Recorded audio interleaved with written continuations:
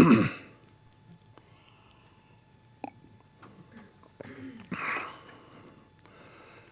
morning, everyone, once again.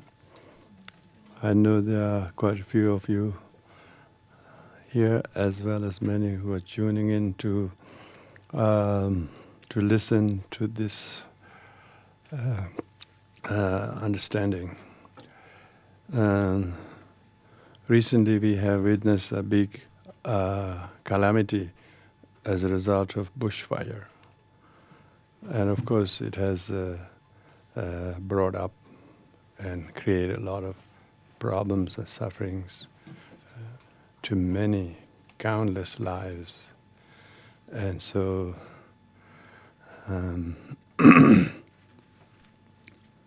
vamos sit there.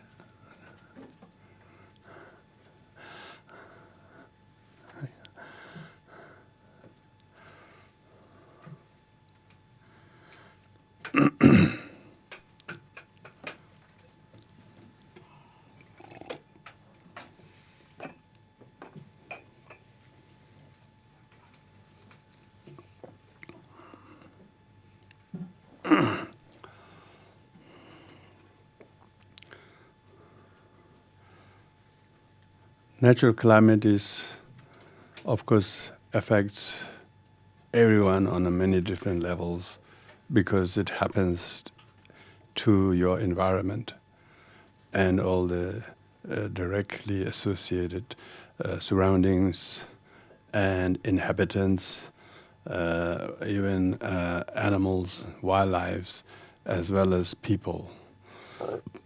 Developed country, even as Australia, could not come up with any ability to stop such a natural calamities. But the number of people who have killed by this fire, if you look at it, is still finite numbers.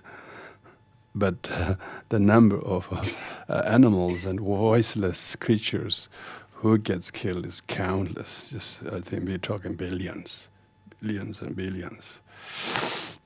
So therefore, it's quite natural to think of why we have this kind of calamities, and community at large look at someone or something else, what could have been done to stop this, and so on and so forth. It's nothing new, I suppose. If it was preventable, could be prevented. But I remember when I first came to Australia, people said Australia is the driest continent. And I can understand why it is the driest continent, because the more dry it is, more combustible it is. By its own nature, it is so easy to be ignited. You know, to see deliberately lit fire is just unimaginable.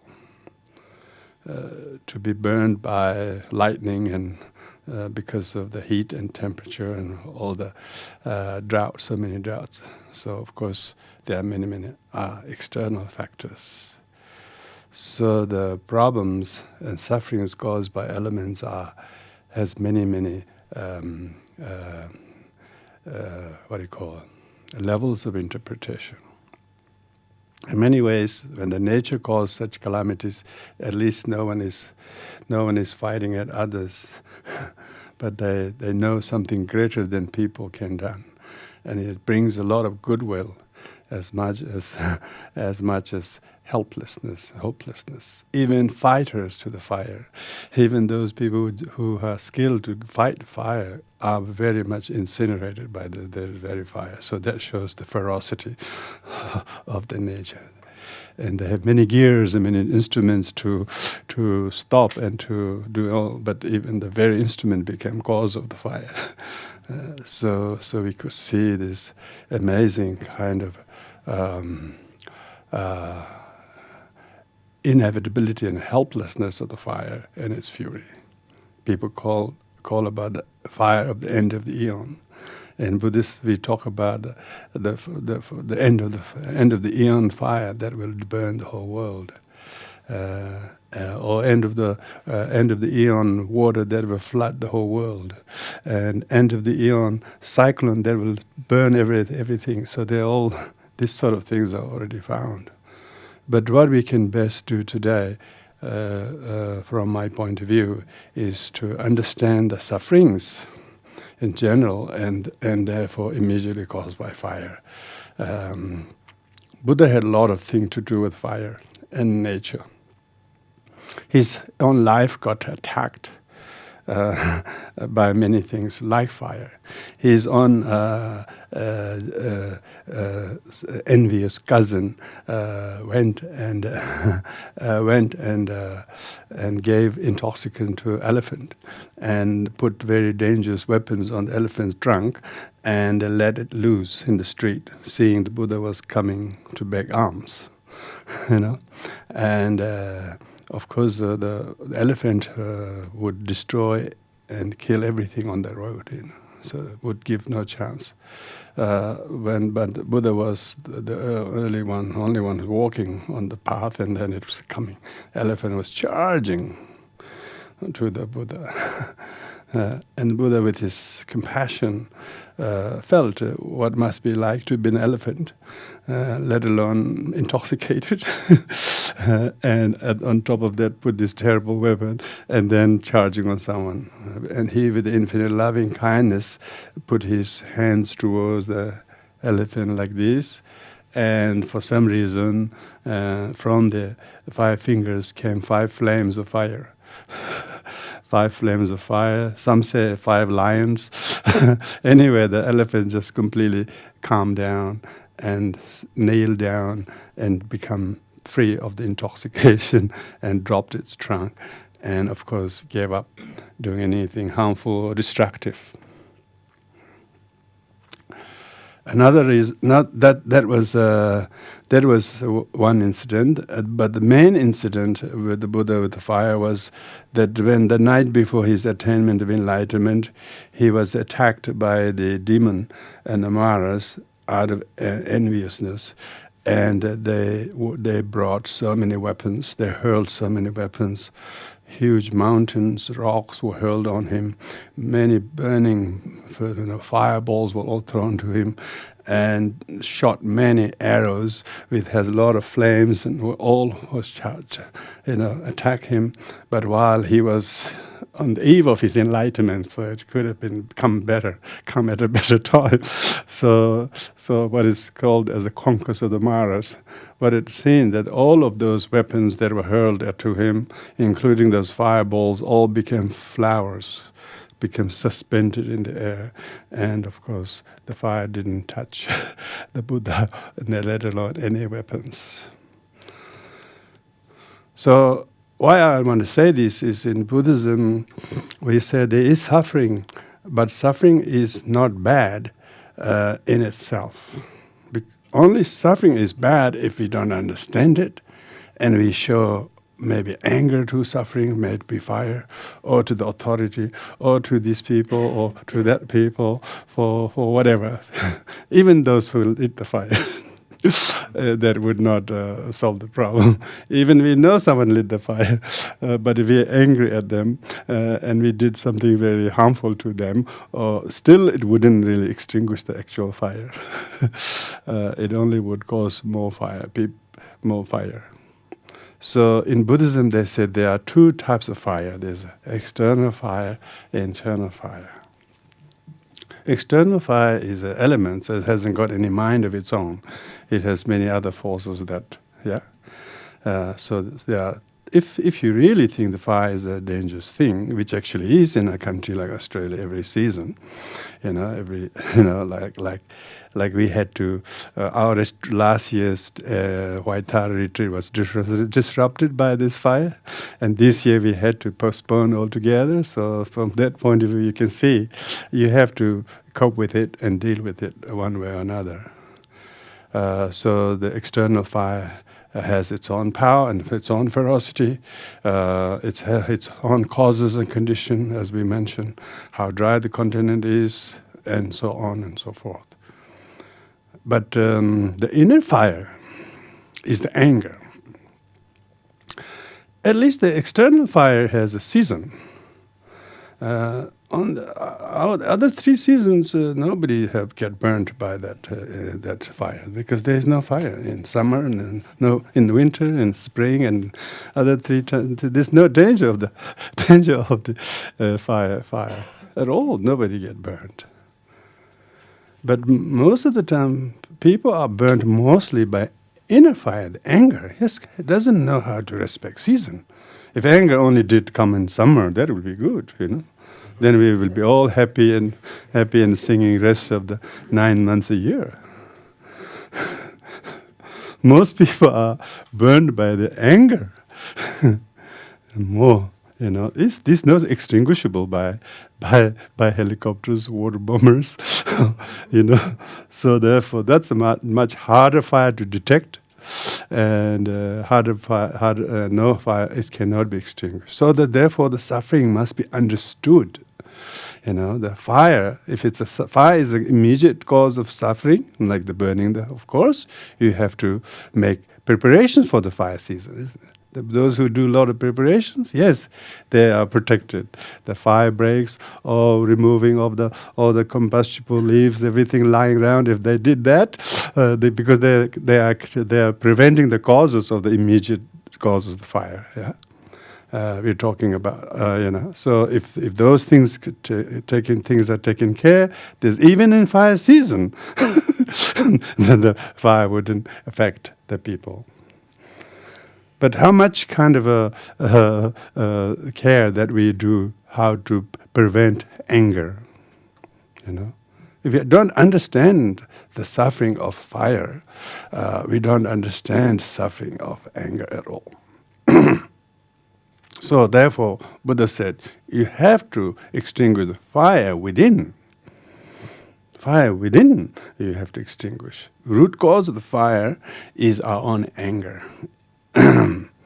So therefore the fire from within, it burns our health. It doesn't burn just combustible material. It burns our health. It burns our intelligence. It burns our goodness, if you have any. It totally destroys all the years of friendship in one fit of anger, and one just have nothing left.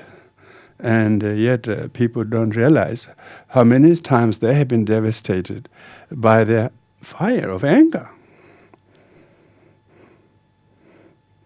Of course, those who have lost property and houses or things in actual fire might be, maybe some people have lost twice in their life, or some people have lost twice in their life. Others at least in once, and that was it. That burned everything.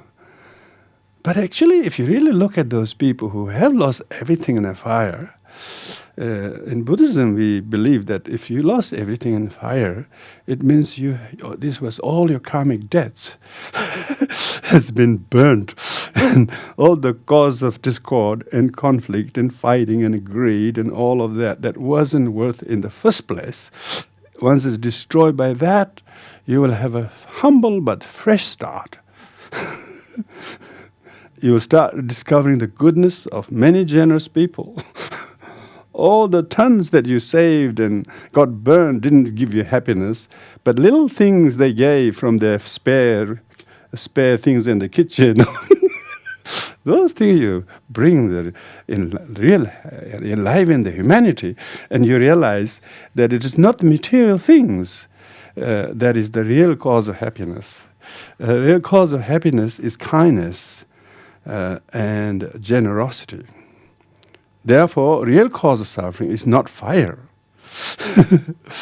Sure, immediately at the beginning, of course, you cannot tell. If you haven't got a house or everything got burned, you can say that. But you wouldn't believe quickly all the agencies, from Salvation Army to Red Cross to Blue Cross, and everyone will come to your aid, and they don't have to be your relative, they don't be friends. How much goodwill our society generates. It's quite enormous. So on the one hand, you can see the devastation on the landscape, in the streets, and the people's house and so forth. But on another hand, when people really see that somebody is suffering, they become completely selfless and compassionate. They leap out of their comfort chair and pour out their love and kindness and generosity. So I think we have a lot to learn from these things, not to see these things as a tragedy, but as a cause to wake-up call, how to practice kindness. Not only when people are burned by a fire, but mostly burnt up by the anger fire. If somebody is angry at you, you should be kind to them. That's the most important Buddhist teaching. If somebody is loving to you and you're loving to them, it's not really a surprise. Even dogs can do that. But someone who is really angry to you, its chances are because they're very close to you, they have a lot of things to do with you, and if you're angry with them, if they're angry at you, you should practice kindness to them, forgiveness to them, compassion to them. That is then this kind of suffering must be understood, because if you understand, it will generate compassion in you. If you deny suffering, you won't know how to practice compassion, because suffering is a cause of generating compassion. A lot of people, they would have never thought they will go out and do that much, but when they see so much suffering out there, they don't need to have heard any religious, sermon or anything, but the natural goodness of humanity just leaps without being solicited. That shows the suffering is the greatest teacher of compassion and kindness. And so, therefore, if we see somebody suffering not because they lost these things from their house or their property, but they lost friendship to you. They lost friendship to others and so on, but they have no skill to overcome their hate. But yet they think they have got reason to. If he's angry at me, why should I be nice to him? I should be angry too. That's the kind of that's not understanding suffering. That's a denying suffering. That's a denying suffering that they are suffering.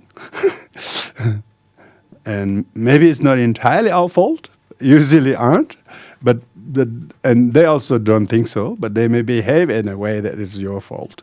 So they don't know. You see, they don't know suffering, and let alone its causes. So those who don't know the cause of suffering, they tend to point the finger at something else. It's just like if you don't know fire is hot, you will put your hand in the fire.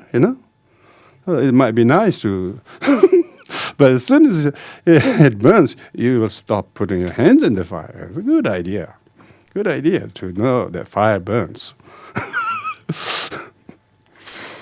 But hatred incinerates. Fire burns, but hatred incinerates you, destroys you.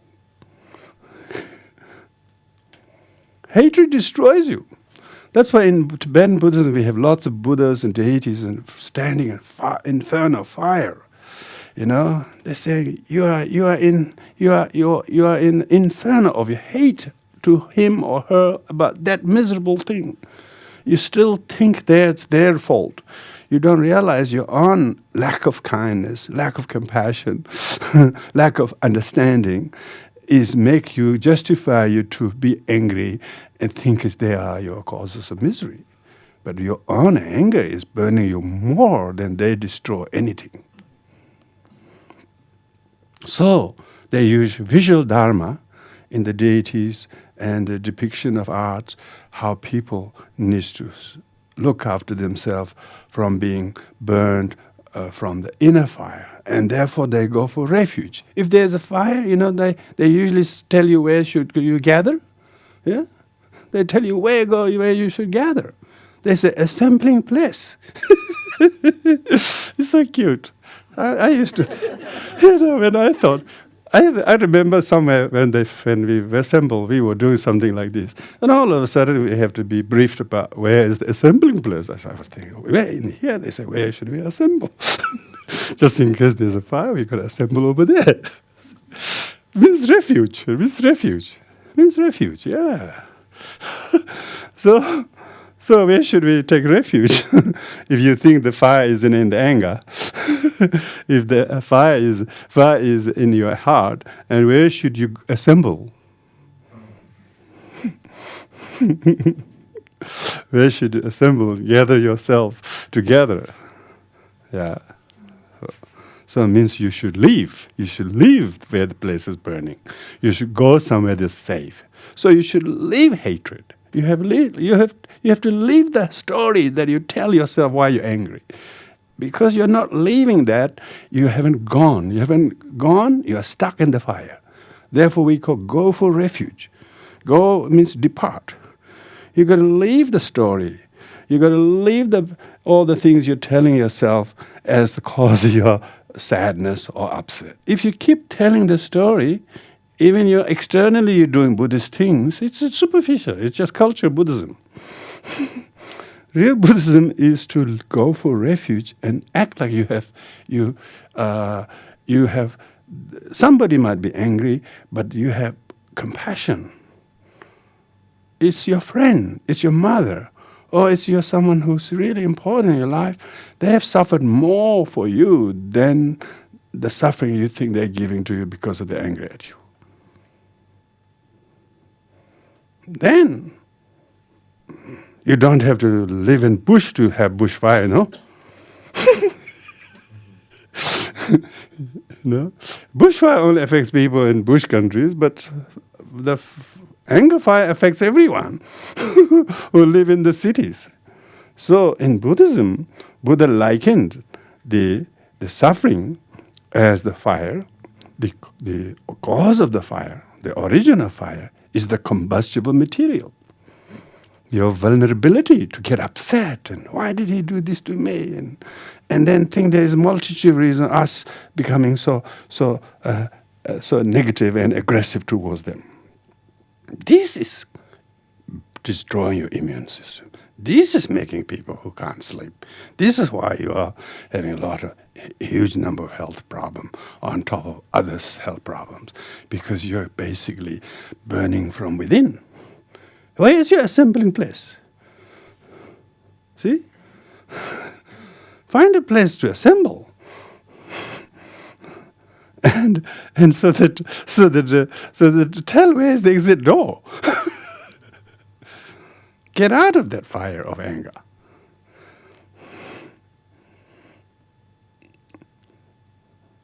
We meditate to detect that fire.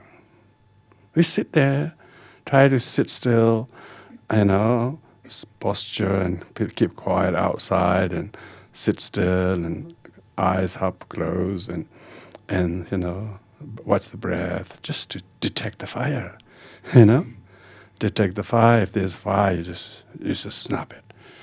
If you have any enmity towards others, you must see that as a worse than any end of eon fire. It's end of your life. Yeah, you have no joy, you have no happiness, you have no discipline. You're unreliable, inconsistent, and then being angry at oneself, angry at littlest things, and couldn't keep one's mind straight, focused on one or another thing. It's because one is totally perturbed. This inner fire is this shaky, is this unsettled person. So meditation is assembly place where you are assembled.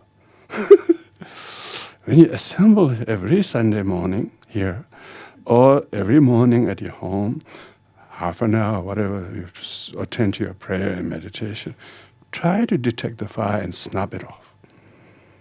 You will never be orphaned by fire, but you will be orphaned by anger fire. Even you have all your things, they're touched by fire. You feel, oh, we are safe. Oh, we haven't lost anything. But what are we talking about? In the end, they're not yours anyway, whether you give it to fire or whether you give it to the unwanted brother-in-law. So he's going to be the fire. So what's the point of ephemeral possessions if you have no happiness? If you're havocked by enmity within. So we need to look at, the Buddha said, the suffering must be understood. Yeah, its cause must be abandoned. Yeah, most people's biggest challenge is the anger. Lack of food, lack of job, not a problem, particularly in developed countries. It's even better you have no job because there's consistent income coming. I don't know what's the problem, really. That's why they got developed countries. They're so developed, they don't have to really do. They just don't even. They just, I don't know how often they have to do to say they haven't got a job yet. But other than that, all your physical necessities are all taken care.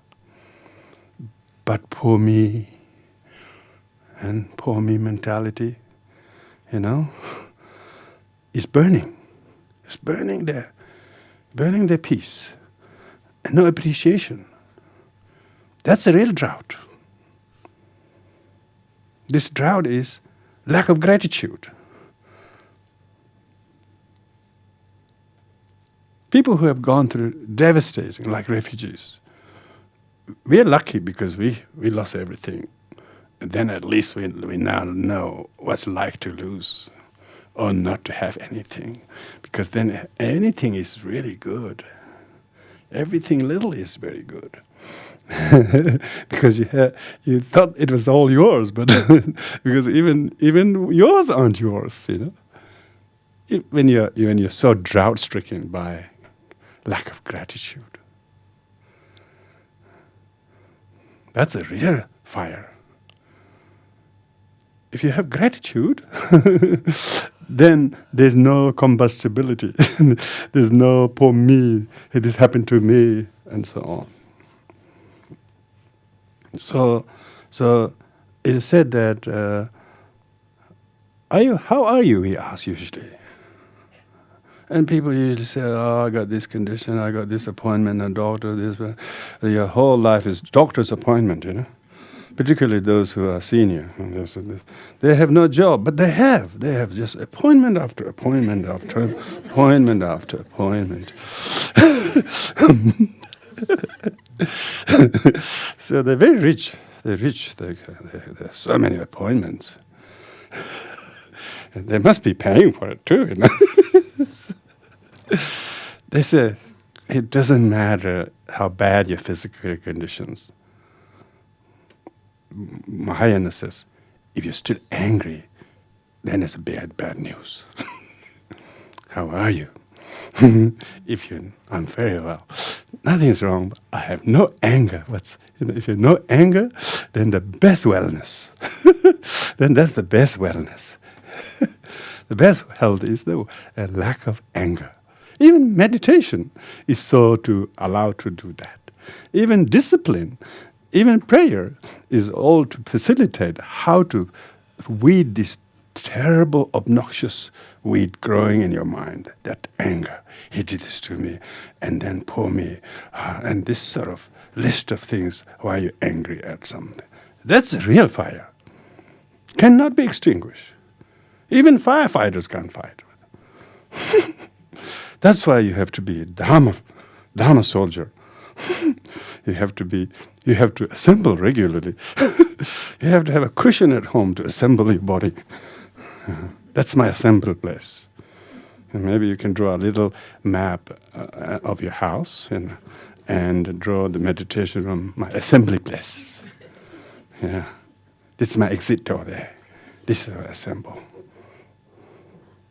Very good. Then you have refuge.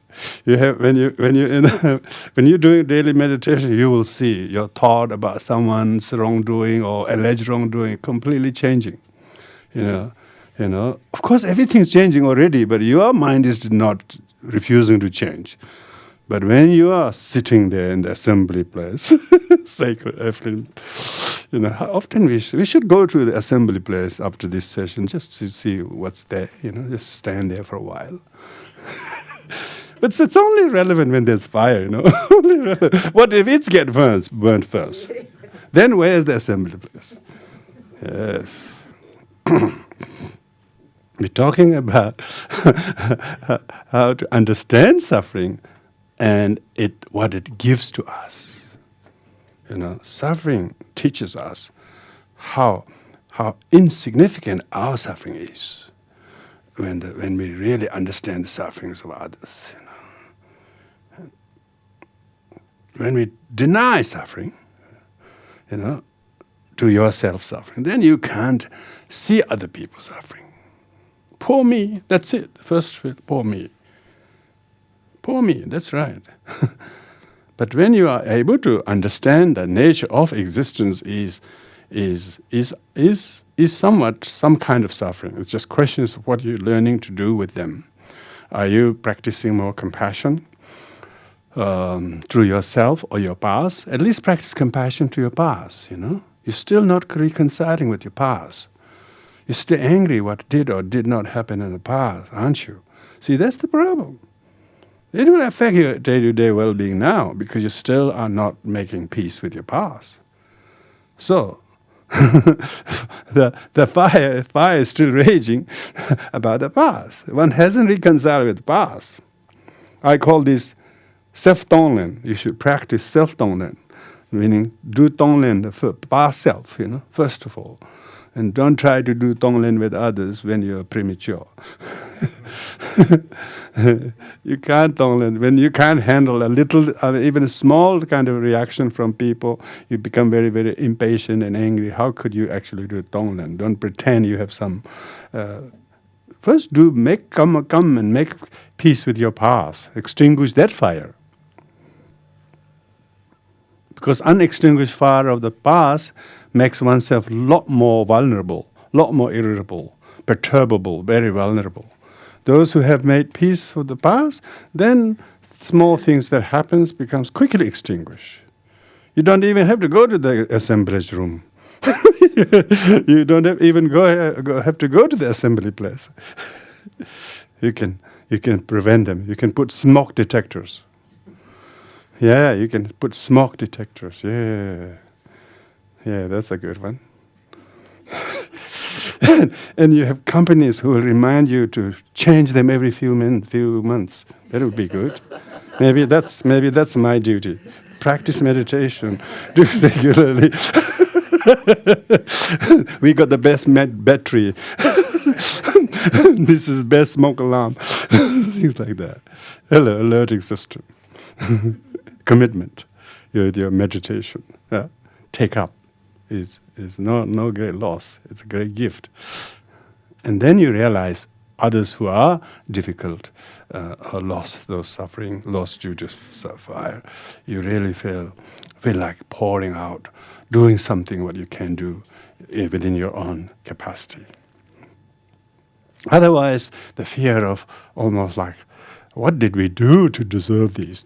We wanted to sort of find an answer, and we wanted to make someone responsible and lock them up, or something, as if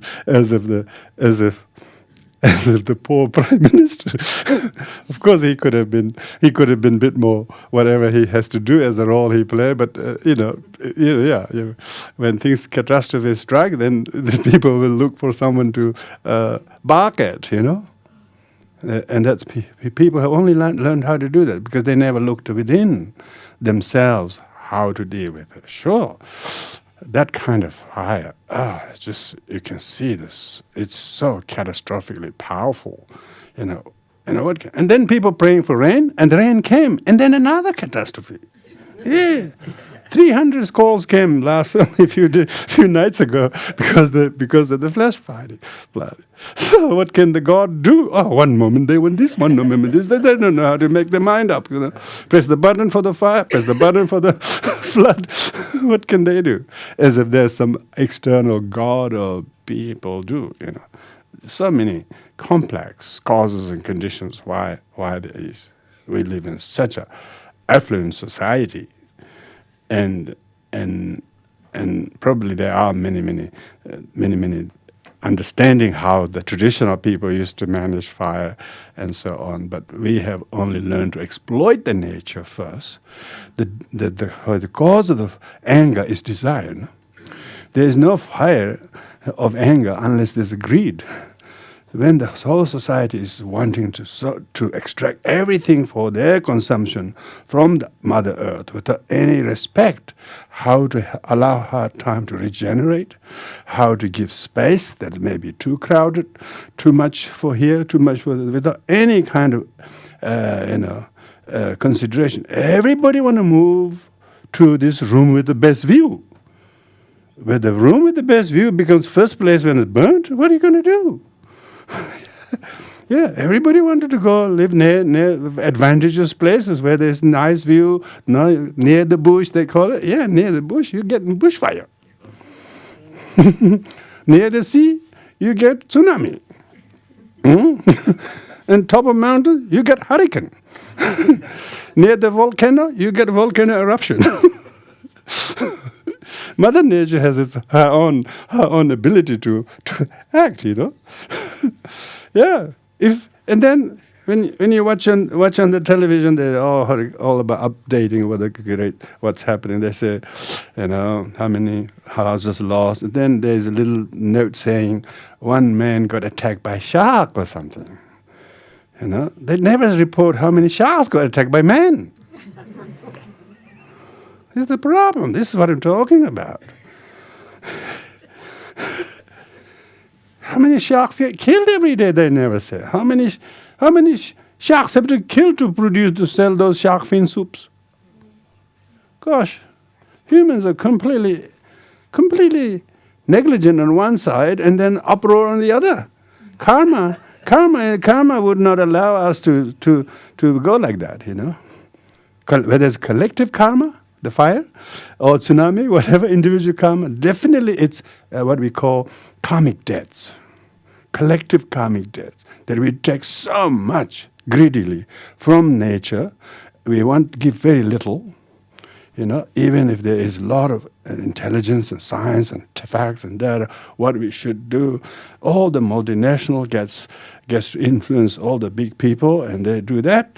And no consideration for the actual environment and the future, and no kind of a moderation in terms of how to manage things. And the greedy and powerful take care over, and so greed, hate, and ignorance is the three that binds everything. So it's important to understand the calamities are usually collective karma, but most importantly, for individuals who have lost everything, they shouldn't think it as more than what great they can learn from this. The ephemeralness or the transitoriness of unreliability of all things, and not get attached to things as they are going to give you permanent, long-lasting happiness. They don't. Even those who haven't lost things in the fire, we think they have some more merit, didn't lose. Others who lost temporarily looks like that. But quite a few years later, it might be quite a different thing. Those people who lost so much things, they get less attached and less greedy, become more simple-minded and less consumers, and therefore becoming much less selfish and more compassionate and giving. Others who have more and more become more greedy, and they're actually incinerated by greed even more. So it's very easy to blame things that are obvious, direct cause of suffering like the fire, but it's important to observe even more indirect and hidden causes of suffering. Nowadays, we are talking about technology teaches us to detect many things that we may not know until in the future, but we know early we can prevent them from having a devastating effect. So, Buddha was the scientist of his time. Of course, today only we realize how great a scientist perfectly enlightened must be scientists first. He knew the science of mind, not let alone matter. He could forecast the mind and what it will do to you, not just the weather, not just the change of the weather. We have so many people, more people are literate than any time before, but just as many who are emotionally illiterate. How their own anger is the worst fire. Their attachment is worst flood. Huh? Their wrong view is the worst prison. People are locked in there with the opinions. They hold the opinion and they suffer the opinion. The wrong view is the prison. Because they have fixed view of him or her or them or that, and until they change the view, they're going to stuck. The wrongness of the view is because it blinds the person. In Buddhism, we depict the ignorant person, old, frail, blind person, whose body is aged. Not only that, blind, and using a walking stick. That's also not so reliable. So one who's ignorant that their life is more burnt in fire of anger and ego than any season of fire will do. So with this in mind, any empathy and understanding, and we can generate and, I would say, radiate those thoughts towards people who are directly affected by fire and other calamities, of course. We have never short of object of compassion. That is the empathy, that is the ability to share and feel the sufferings of those in the shoes of others who are directly affected. Of course, the whole, as Australia as a nation, of course, has huge resources, huge number of people who are giving their amazing amount of time and money and resources to allay those immediate sufferings. When you watch those things, then you realize there's some great teaching in this calamity, that we are all good. Look at the good. Fire can't destroy human beings. But human beings can destroy themselves. Human beings can heal each other if they think they got a common enemy out there. But if they discover their own enemy within, it would be even better, So while calamities are hard on the surface, on the temporary level, but deep down, those people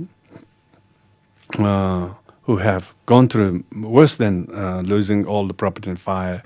I'm sure there's a lot of people who know that, experience that. You wouldn't believe how strong, how courageous, how wise, how selfless the calamities have taught people.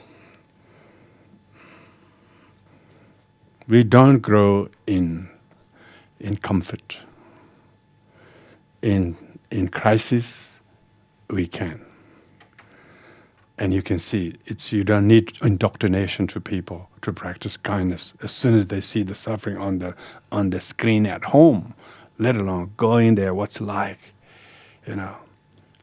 just being able to see those wildlife being burned, and they still try to go, but their whole half the body's burned, and they don't have any, and only one leg has the only energy left. Try to move. Just imagine, put yourself in that role.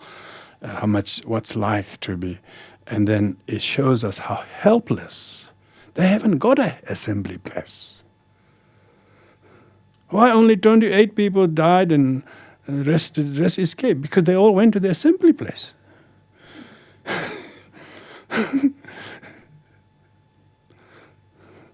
Few didn't. They thought they could save more or save others. It just unfortunately caught in the fire. But otherwise, everybody escaped. Quite a lot of people we know evacuated, 2-3 days before. We evacuated last year in the middle of the retreat. We evacuated just recently, and so on. And we know how to do that, because there are places what you can do. You can stop yourself being burned physically by fire.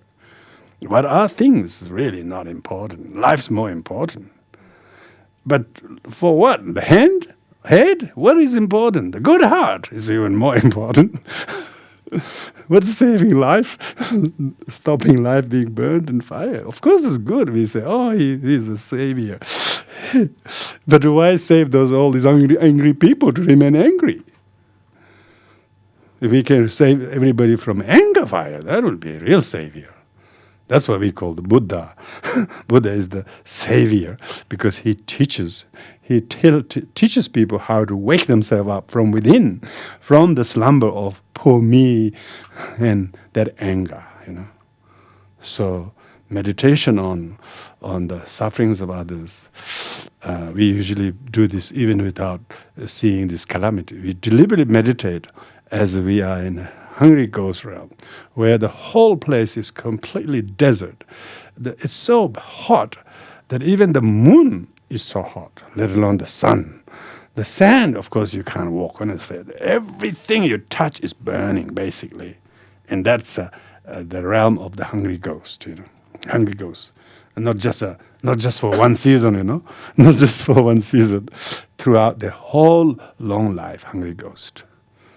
But there are reasons why beings are born like that. And quite a lot of places in the world are like that. So hot. Yet these people live there. They work early morning till 11 o'clock. And at 11, then they quickly go lie flat on the floor. They have no energy or ability to work the whole day because it's so hot, 40 plus degrees. They still are laborers. And they do that. They do that just to earn a living. It is like a hell basically. They have to work in very extreme, harsh conditions. So hot, or so cold, or so freezing cold. Yet they do.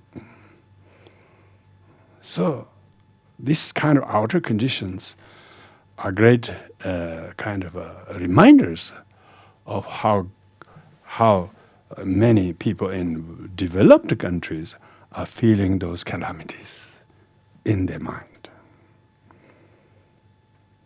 The drought of love, hatred, fire of hatred, and poor me mentality. These things are got no. They cannot know. This should be overcome unless they look at other people who are suffering. Whose lives completely devastated, destroyed. So the more people knows about the helplessness of even powerful nation like Australia in the face of, of a catastrophe like this, has a great opportunity to learn that the suffering is the great cause of our compassion, and reduce our selflessness, and not think of what I want, what I didn't get, becoming angry. That's a fire. That's a fire. It may not burn your house, but it's burning your whole immune system. People have clot in blood. People have a lot of difficulties in their arteries. Of course, there are many causes of condition. We're not saying everything is caused by hatred, but usually hatred is pretty involved. He's pretty much involved in causing some of the big heart attacks because one is holding a lot of pent-up feelings, and they are producing a lot of psychosomatic causes and to destroy one's own fabric of wellness. So the understanding of the fire, we usually pray and meditate on Goddess Tara in order to overcome 8 fears. And of the 8 fears, one of them is the fire of hatred. The fire of outside is, not so much. Particularly if you've got not much to burn.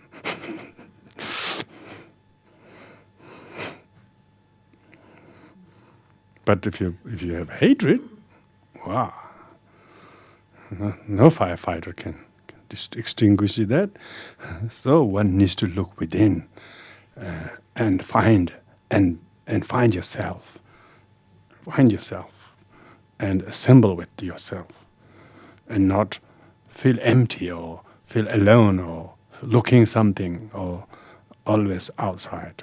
And that's when we are losing ourselves. So it's important to develop compassion to those who are affected by suffering, and many of them are, we don't even know how. The animals and wildlife is countless. But they also are past mothers. They also have babies. They also have mothers. They also have young to look after.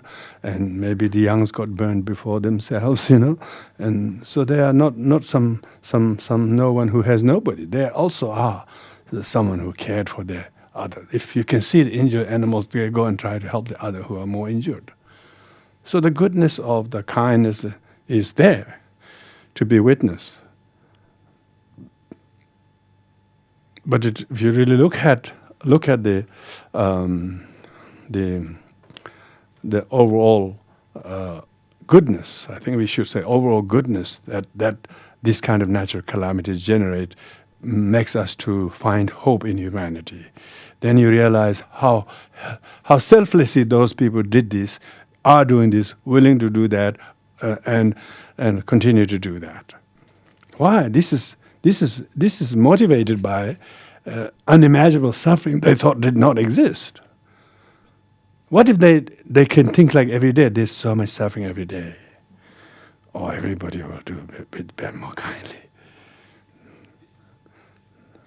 Then they wouldn't be thinking of me all the time. They will see the prevalence of suffering. It's just like, it's just everywhere is the fire. It's not just where you live or, You can see the in developed country, a lot of people's problems are all then emotional problems.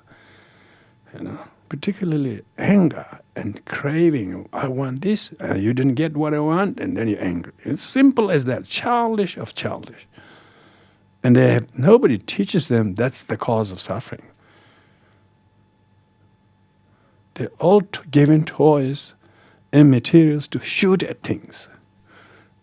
And they're spending time, just all the intelligent people working in the engineering and the mechanics, all designing such tools. And all is kind of tool of anger and aggression. This is where education system needs to be completely overhauled and see what are we doing with, firstly, creating these machines, secondly, handing them as we are babysitting. As you don't have to attend. Nowadays, they give this little thing and then they don't have to really to keep quality attention. So they're so depersonalized and individualistic, competitive society is hell. Is hell on earth. You don't have to fear to go to hell. You're already in it. You have to try to escape from it. And that's why we have to show the assembly place. We have to show them how to assemble, so that they don't get caught in the fire and take refuge in the triple gem. Triple gem is not some out there, You just have to go to the assembly yourself, Assembly place doesn't suck you in, like that, pull you in there. Just by being 20 meters radius of that doesn't pull you in. You have to go there yourself. See, that's the difference in Buddhism. You have to do it yourself. There's no savior outside, let alone blame someone for not doing this right, therefore you disappointed me because I lost faith. This is not Buddhism. You have to do it yourself. Now, think that somebody fails you, see, you're back to square one. Buddhist means somebody takes responsibility of themselves. If somebody isn't taking responsibility themselves, then it's their responsibility. If they failed you, of course they are failing themselves. But what is your duty now? Not to fail yourself or to blame somebody, and therefore my life was failed by him. Maybe he showed the wrong assembly place. You got caught and everybody got in the fire instead of taking you to the assembly place. Is that what you're talking about? Taking refuge means one has to take steps. Not that someone will save you and spoon feed you every step of the way. No. Buddha never said, you are your own master. So much the Judeo-Christian belief system that everything's created for you. And if you follow something, like even Buddhism, it will save you tapayara. Still bringing this residue of this belief that everything's created for you by a being out there, or God out there, or Buddha out there. That's not Buddhism. Every individual have to have their own share of karma. And you don't have to think that someone can do it for you. They can't. His Holiness Dalai Lama says people come and want him to touch them, you know. He says, what's the point of my aggregate of suffering body to touch on your aggregate of suffering? Dugdenji Pungpo, he called Dugdenji Pungpo. He says, what's the point of this aggregate of suffering, which is maybe his own 85-year-old hand, touching on another hand, maybe a little bit of affection, but that's not going to heal you, he says. So that kind of belief is not Buddhism. That kind of belief is theistic religion belief. Did you see the Pope? He didn't like you touch him, He couldn't heal by touching. He himself got annoyed. I don't know, some of you have not seen it. Some devotee held his hand, but I think she held it too long. I think held long and tight, and he just got upset. He just hit on her. See, you can see, even his hand is truth of suffering. Dugdenji Pungpo. Then later on, of course, he also realized he shouldn't have done that. He apologized. So, this belief that your savior is somebody out there is so strong. It's very difficult to be Buddhist. It means I need to shift attitude from within my mind. That's Buddhist. Nangpa means internally you've got to shift. Then even if someone is angry at you or does something, or maybe even your garden gets spoiled or your carpet got all destroyed or whatever, it's a really good idea to see how not to rage with that, how not to get upset by that. That's where the practice begins. See, a test of your attachment to the thing, ignorance of that is not the cause of your happiness. That might be cause of your discord and discomfort if you get attached to it. Because everything is impermanent, transitory, either by fire or flood, if not by third thing. You can let go quickly. It wasn't yours anyway. If we had this kind of fitness, that is refuge. That is the refuge. Into emotional fitness, clarity, and understanding. And then have with this compassion, you see others who do not have that fitness, even more compassion to them. While yourself unperturbed. Because there's nothing to be perturbed. It's the nature of things. Nature fire burns. Amazing. She's so powerful. But fire is totally non-existent from its own side. If it wasn't the combustible material, fire does not exist, even in the fire.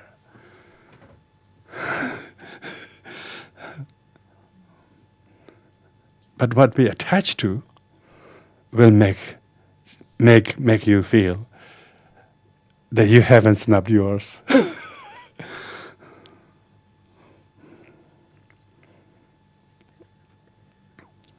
So it's really important to not only look at the landscape where the fire has affected, the main street that has been all burned down, and all the shops that is not there.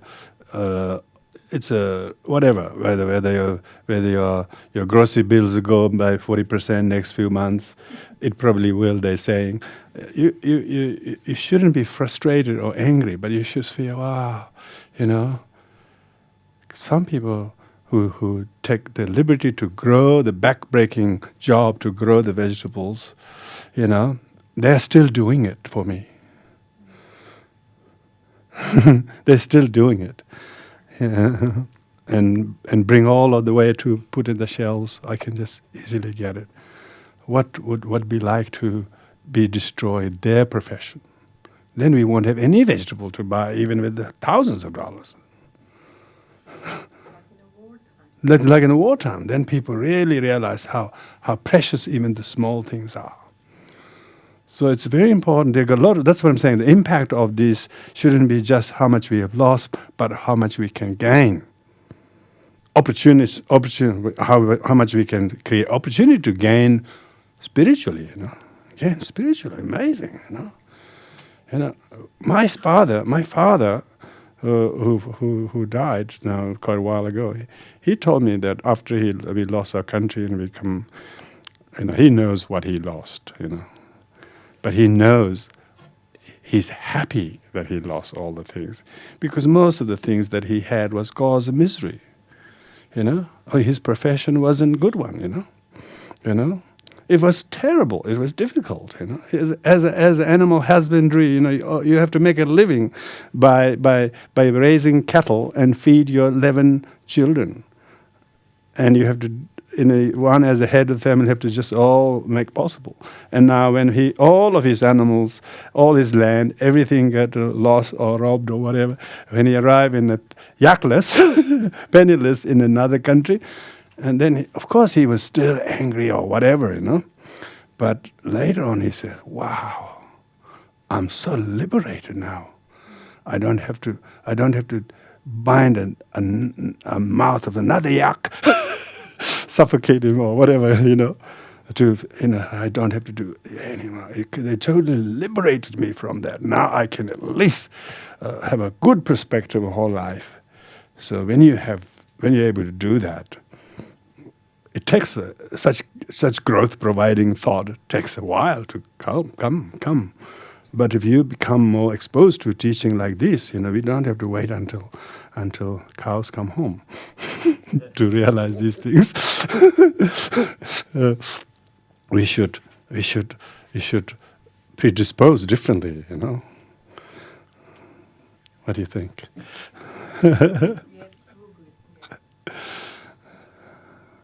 From all these fires that happened recently, I thought this is such a great experience for Australia as a nation. Or a couple of years ago in the United States, there were these amazing fires. That lots of people that they are in these circumstances, they realize this is the war zone. The effect, the suffering, the fear, the unknown, something that is out of your control attacks you is exactly like being in a war zone. So this is a great lesson. Yeah. Not to go and produce other wars for other people in that. Yeah. Because that is exactly how it feels. Yeah. The devastation is exactly the same. Yeah. And the consequences for many generations to come is the same.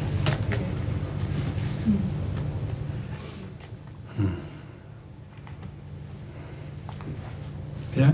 I also see this as a lesson of humility against all the arrogance that we sometimes face, and because faced to things that we cannot control, we are the same. So I find that this is also like nurturing the humanity in us, to be able to say, okay, even if whatever differences there might be among people, classes, socio-economic status, whatever, but faced to something that we cannot control, despite all the means, the technology, etc. we have, we are the same. And how also we are connected. What happens to others also impacts us. Most people are in this very Deva realm kind of mentality. most of the time their life is relatively sort of under control, and everything is controllable. Physically, all the problems are controllable, and they never had to control emotionally. And we live in such a very numb emotional society where people don't want to go there. They don't know about it. They are always studying things visible or tangible things. They are not studying consciousness or lack of its awareness and how to be conscious. Only when things like this happen, then we realize how underprepared we are, how everybody needs to hear that wisdom teachings way in the early in their life, not until a personal crisis strikes. But people don't seek it. They think it's a religion, or they think it's this, or they think that, and because people are biased against this, and they don't get to hear. So that's why those people get to hear the noble truths, let alone having faith in them, are very rare. Basically countable. And that's why those people who can find the gemness of the Dharma are only a fraction of human beings. Majority are completely lost in the pursuit of materialism, and they would not be in the mood to listen and hear anything else, because they are lost in the sensory world. And since every help that there is always to calm the senses, not to wake up the sixth. And so when the whole initiatives or spiritual domain of the knowledge field is somewhat neglected and not even included in any form or another, because it's lost in religiosity and belief or blind faith of it most of the time.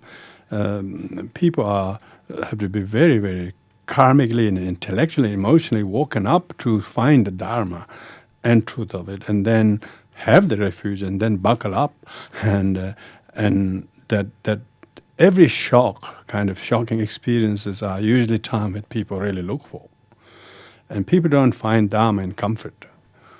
And some do, because they're karmically, meritoriously geared from past, and so they naturally feel this is the truth. This is the truth. There's so much truth in it. This is exactly what I want to try to live.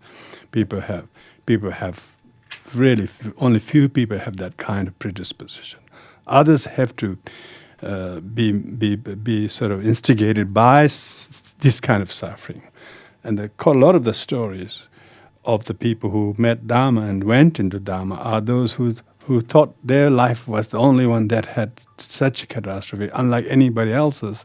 And then when they heard the prevalence of suffering and the immensity of suffering, this suffering we are talking in our fire and this kind of catastrophe is nothing comparable, even a 1 day suffering of the other realms of existence. That's what the Buddhist teaching tried to inform, so that we can reform our attitude, how many types of world and beings, living beings are there in this universe or in this multiverse, that they should therefore make positive comparison of their own life with others while in an early stage. Otherwise, they all find depressively unable to cope with it, and they just don't know. And people resort to drug, alcoholism, and even suicide. Even with any calamities, people commit suicide, because we know that. Why? Because they have fire in the heart, fire in the mind, and they're bound. They are imprisoned in their own ego, and they don't realize that. They don't see that as a catastrophe, But there is. That's what the Buddha could not. He said, it's just like your head is on fire. Do you have time to do other things? They say, if you really understand the sufferings of the world, it's like seeing your head is on fire. You have to quickly go and try to extinguish it. You don't say, I'll wait for an hour, see how it goes. So the urgency is not yet felt by people. Because why? Because they actually have never looked courageously, the courage to look at suffering and its nature and its variety and its causes and condition, they don't look. They deny. So hold the Kubler-Ross idea of denial of the 4 stages of the death. First deny, then become angry, slowly then bargain. And only a very small number of people might accept. That's happening with life. Most people are denying death or any inevitability of whatever sufferings that we will inevitably go. They just deny them. They shouldn't happen to me. They shouldn't happen to me now. They shouldn't be happening this way. They always deny. They're not embracing it. So the teaching of the Buddha is to embrace the suffering. Why? Then it makes you to become compassionate to yourself and to others. So don't deny the suffering, let alone feel alarmed and things like that. So that's why the truth of suffering is only seen by the noble ones. They call noble truth of suffering. Only those who are enlightened, semi-enlightened ones see the truth of suffering. Because truth of suffering is, because the real nature of the truth of it, true suffering is, firstly, impermanent. And secondly, it's not just you. This is amazing information. Most people think, oh, it's me, poor me. And they think it's going to last forever. They don't realize it's prevalent. If you know that suffering is prevalent, not just this one, even worse that we haven't even heard or felt even one day, let alone the whole, some goes through that. If we heard that, we will find our suffering a lot more manageable because we realize, oh gosh, there's so many people who go through much more suffering than me. So if only the wise ones see this in the truth of suffering. Because it's the truth, The truth means fact. Ordinary people deny the fact. They go in the wrong way. They go the other mob. And so those who don't see the truth haven't got the way to solve the problem because they're going to cause more problem. Because they don't know how the problem is caused. But suffering is a result. It's not a cause. Suffering is a result of past not seeing. Now, if we reject that, deny that, it's going to snowball more. One who sees the suffering, seer, the Arya noble truth, the seer of the truth, the suffering, they accept the sufferings. As soon as they accept the suffering, it teaches their compassion to the past. And more compassion to the future. Future suffering will not be created now because he now knows how to uncause. So, who can see that? Those who can see, those whose eyes open. What is everybody's blind? But they are. What is talking if? They're all blind. Only few are starting to open on the little corner like this. Few are trying to see. Few are trying to see. Most aren't looking at they're just closing their eyes. They just deny the sufferings. And it's truth, it's fact. As soon as you look at the suffering, without denying, it subsides. Amazing. It is not just impermanent, you make it impermanent. Because you're walking.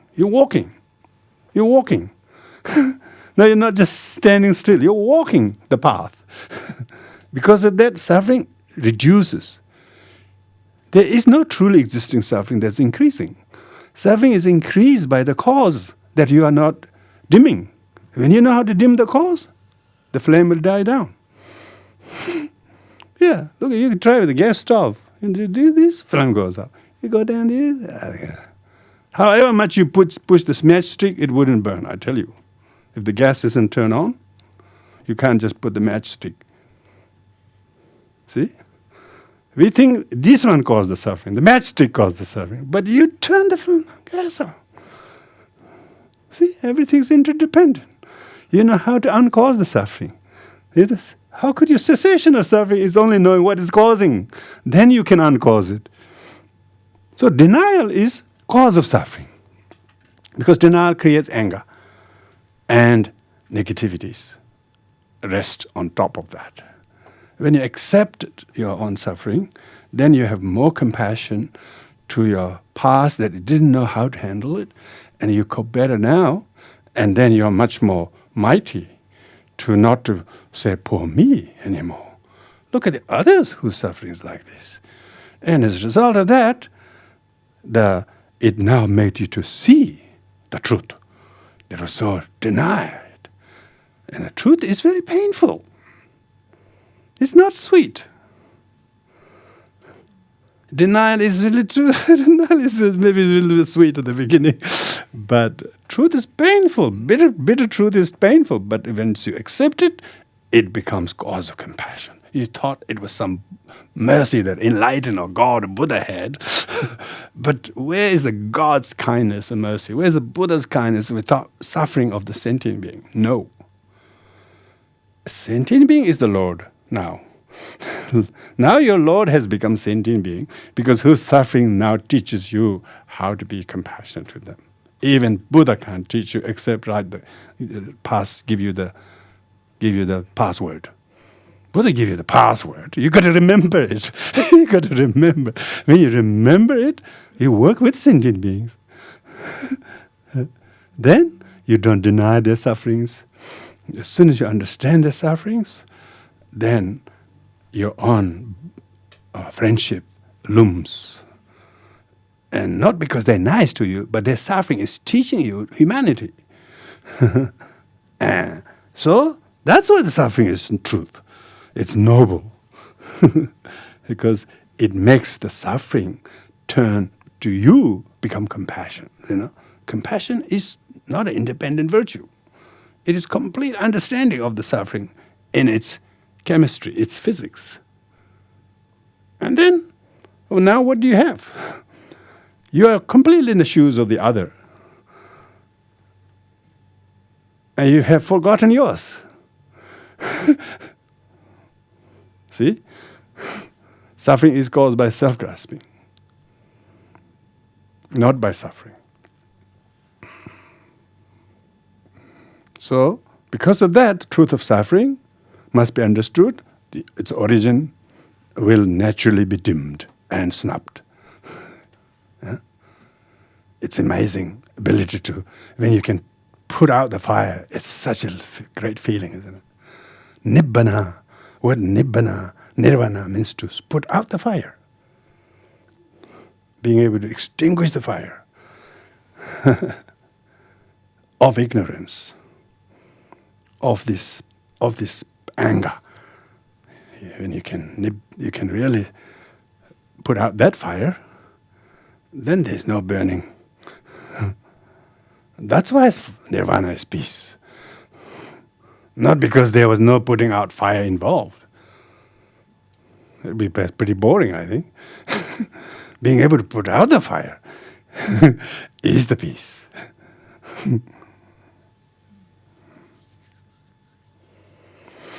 Thank you, everyone. So we'll conclude here with dedication merits by everyone coming here today and being here with the meditation and this talk. So we'll do the dedication merits together. One page.